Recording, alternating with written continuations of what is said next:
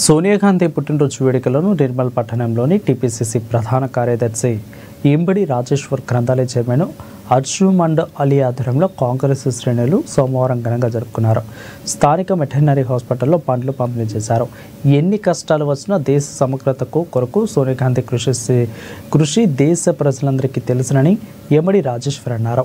ఇక రాజీవ్ గాంధీ మరణాంతరము యూపీఏ చైర్పర్సన్గా చేసిన సేవలను మరవలేవని అని కొనియాడారు. పంపిణీ చేయడం జరిగింది.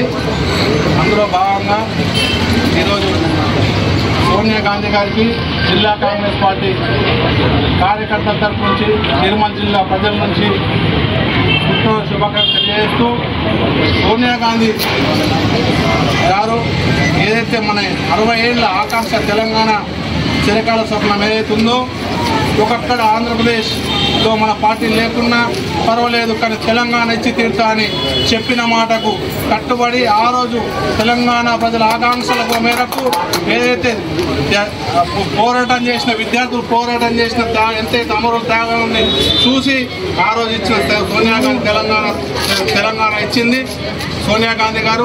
అలాంటి సోనియా గాంధీ గారి మార్గంలో ప్రతి ఒక్కరూ ఈరోజు నడుచుకోవాల్సిన అవసరం ఉంది. అంతేకాకుండా దేశాన్ని ఆ రోజు నెహ్రూ గారు కానీ ఇందిరాగాంధీ గారు కానీ రాజీవ్ గాంధీ గారు కానీ దేశానికి చేసిన సేవలు వాళ్ళ త్యాగాలు గొప్పనివి. అలాంటి